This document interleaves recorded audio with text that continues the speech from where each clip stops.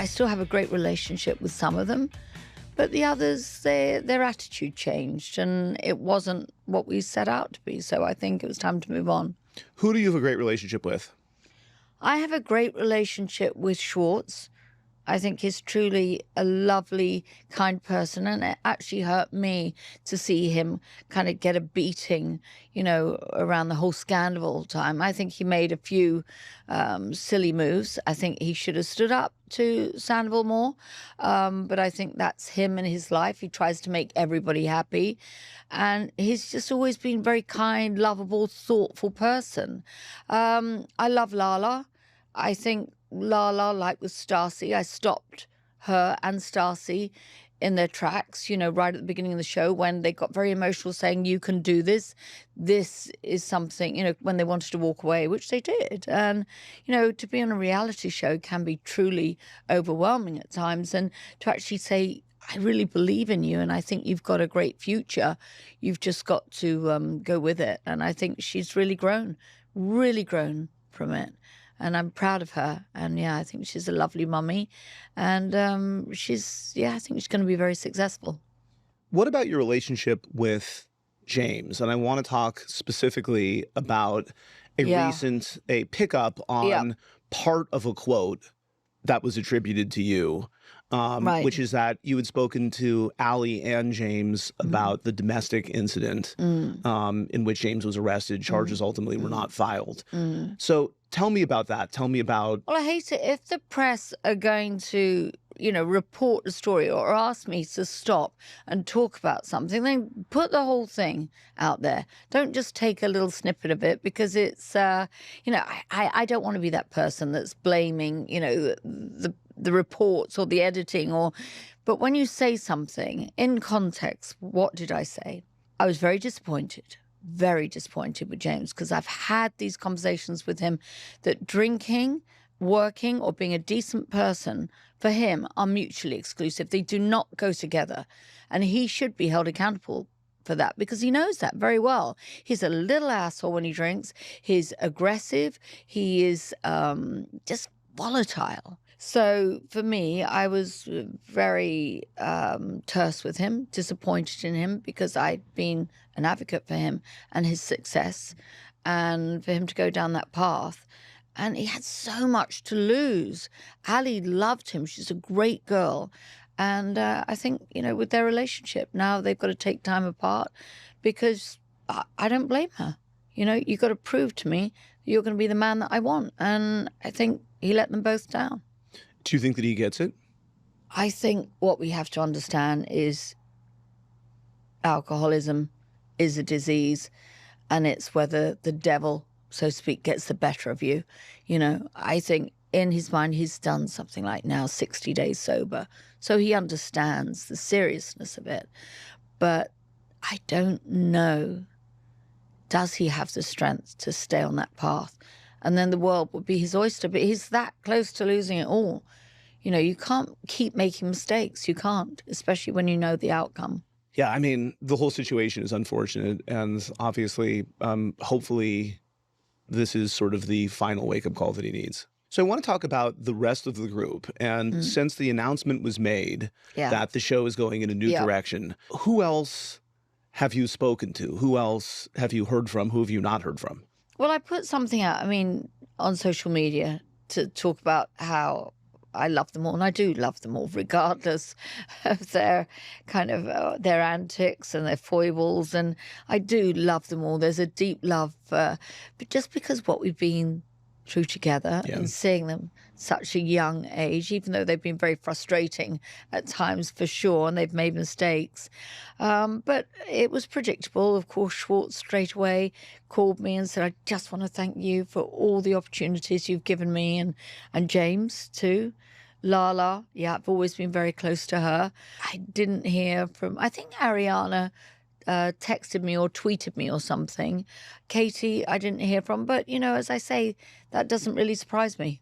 It's strange because I'm not saying they should be grateful to me, but they should be grateful for the show. And, as we were to them, we always kind of celebrated them. And, but that show gave them a plethora of opportunities they wouldn't necessarily have had. I think for all of them, I think the distance was kind of needed. And so I think that they're grateful for it, but I think they haven't had a chance to even reflect on it. I think the experience was so intense. And so my guess is that things look different in a year or so. But that also is the reason that we couldn't continue. The situation had changed. The relationships had changed. And I think it's strange though, right? Isn't it? Because I had success before I jumped onto reality television. My life isn't hugely different now than it is when I met you. I had a beautiful house and life and Europe and I'd had 37 restaurants with Ken, but I'd had a successful life. They grew up with this, so they actually don't know almost what it's like to live an adult life without a reality show.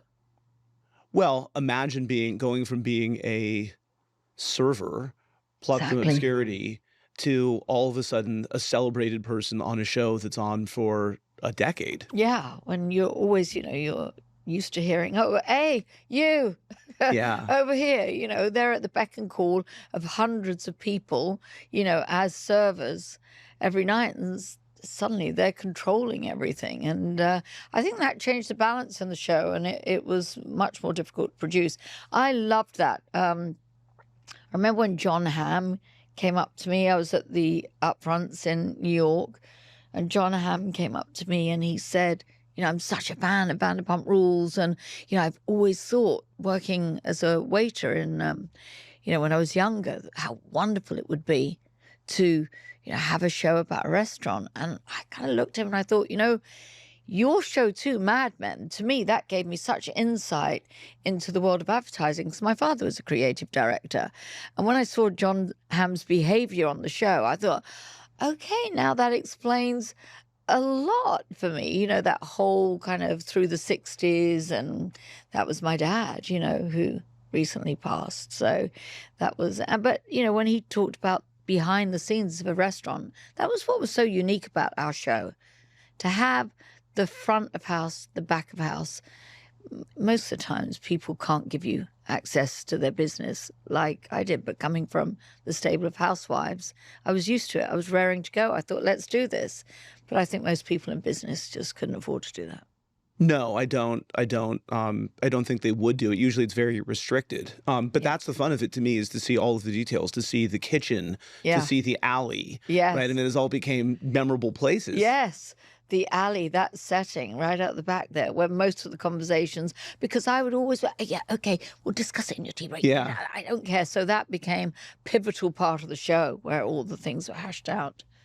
So I want to go back in time a little bit. You referred to pre-Housewives, and I want to talk about when you and I met, which is a long time ago at this point. I was trying to think about it. It's probably 2009. Did we actually meet when I came in for that audition?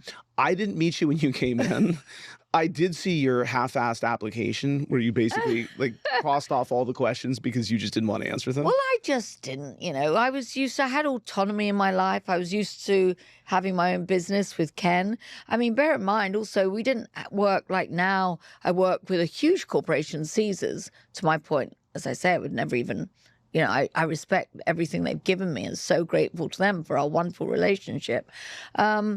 But I was used to, it was Jennifer Stallone that taught me into it, who said, you've got to watch this show, New York Housewives. I watched it. I said, that's so not me. How am I going to be involved in something like that? They're shouting and screaming at each other. I thought, and I thought, all right, I'll go in. I'd been asked a couple of times. So when I actually went in, it was at the end of the casting process. They'd come to me because I think I was the quintessential Beverly Hills housewife they were looking for. I had a big business right in Beverly Hills. I had that big off house in Beverly Hills. I was, somebody that was up for fun and lived quite a big life. And I think initially I thought, I'm not sure about this. So I went in, I looked at questionnaire, and then I remember you said to me, tell me about your sex life. Or somebody said to me, tell me about your sex life. And I was like, are they joking or what? And I said, what? With my husband or with everybody else? I didn't care. I was just having fun right from the beginning. And then we hit a stalemate in the contractual negotiations over 2 clauses that you wanted. One was that you wanted to be referred to as Pinky. Well, yeah. In the main titles. My restaurant that I've just opened with Caesar's Palace and the Flamingo is called Pinky's.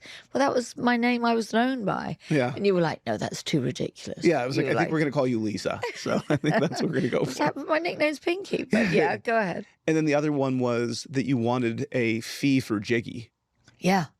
And you gave me a contract with 4 bloody bones or something. Yeah. Well, I did what I could. Because I knew Jiggy was going to be a star. Jiggy was this unique little person. And even now, gosh, I miss him so very much. Still got 7 dogs. But he was the inspiration behind the Vanderpump Dog Foundation. So for him, his memory lives on. Yeah, saved thousands and thousands of dogs now. So yeah, his memory is definitely living on. How do you reflect on Housewives at this point? How do you regard your experience with that show? Season 1 was so kind of successful for me, and I was kind of like just having fun and living my life. So season 2, they gave me a hard time. The audience came back at them. Season 3, I had a good time. Season 4 was a shit show. So it was like almost every other season, the audience would react and they'd behave themselves. So we actually joked about that. I think, after season 6 and I got to season 8 and they didn't come for me, I was like, oh, they're coming for me next time. We skipped a year here. When my brother died, I said to you, I cry if I open the fridge and there's no milk in there. I don't want to do it. I'll do Vanderpump Rules. And I started Vanderpump Rules 2 days after my brother's funeral. I said, I really don't want to do it. But you persuaded me to do it, which you did. Came to Tom Tom, do you remember? I do remember. And I thought, oh, God. But I had so many good feelings and so many positive experiences on it. It wasn't like I could just categorically say, no, I don't want to do that ever again. I only want to do the good bits, but life isn't like that. I think... But I shouldn't have done it. I think that's right. I think in retrospect, you probably should have taken the season down. That's what and Andy then said. Decided whether you wanted to come back to it at that point or not. But it was so mean-spirited. It was so... and I just... Well, I didn't think you had the wherewithal to... I think I didn't realize just how hurting you were. And so I don't think that you had the wherewithal to deal with something that I think at other points you wouldn't have liked, but I think... Yeah, like season 6, they'd come for me in a big way. Season 4, they came for me, all of them. And you could deal with it. I went to reunion. You didn't like it. The whole cast was against me. But the audience were always amazing. The audience always supported me. So I had that. But in season 9, I just thought... And also, I suddenly thought, I don't want this to be ambiguous. That's it.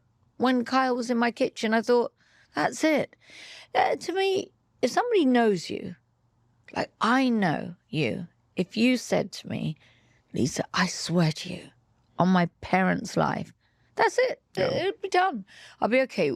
I believe you. What do we do from here? So when you say to somebody, I swear to you, on my children's life, that should be enough. And when Kyle looked at me and said, I don't believe you, I was like, all right, we're done. Get the f*** out of my house. That's it. Don't call me a liar. So you recently left the door open for reconciliation by saying if she were to apologize for you, maybe there might be... Apologize for me or apologize to me? I'm sorry, if she were to apologize to you, that there might be some path forward. And she was on this podcast recently, and her message to you was, don't hold your breath. Oh, gosh. Listen, it would be nice for her just to tell the truth, right? But Kyle's not, as we've seen, as the show's transpired, not always been that truthful about her own life and her own feelings. So maybe if she kind of came from an honest place and thought, you know what, maybe I did get it wrong. Because why would she want to reignite her friendship with me if she thought I was a liar? Well, why would you? I wouldn't want to if I truly believed that. So she kind of comes up to me, sometimes, like if I cross paths with her. And they say the opposite of love isn't hate, it's indifference. I'm indifferent with her. That's it. I'm not really, So you don't miss her at all? I miss what we had, but not the path it went down. I think if anybody's kind of really aggressive with you and they call you a liar, no, you don't. I don't need that person in my life at all. But I miss what we had because I think we had this unique friendship, and that's what I enjoyed. I loved the kind of late night phone calls and how we would giggle and laugh together, and how I was always there for her because she had a very tumultuous relationship with her sisters, as we've seen. So I was always a sounding board for her, an advocate of them, kind of always trying to keep that relationship, on solid ground. Family. But our antics, Kyle and I could laugh together, climbing over walls, breaking people's hotel rooms, the cast members, and getting stuck in the wall, my butt getting stuck in the wall, or pushing her down the hall on the hotel trolley. I mean, we had a lot of fun. That is what I signed up for. All this arguing, bitching, and accusations, trying to make somebody look bad. No. Not interested. My life's too full and busy for that. Yeah. At least you guys can be civil and can say hi to each other, and it isn't, I can be if I wanted to be. I don't particularly want to be. Like, hello, bye. And by the way, no one does cold like you. Yeah. Bye. You're really good. Yeah, I am. Yeah. Like, what are you again? I thought living in uncomfortable moments is sort of a superpower. And you can... Well, but yes, but why not be true to your feelings? Yeah. Like, I am not going to say, hi, how are you? Bullshit. I'm very easy to read. Yeah, that's true. Yeah, exactly. You know exactly where you stand. If I don't like you, you can stay the over there. Yeah. I'm not. You know exactly what you're getting with me. And I tell you to your face, you know that. Watch the video edition of Bravo's Hot Mic podcast at bravotv.com/podcast or listen for free wherever you get your podcasts.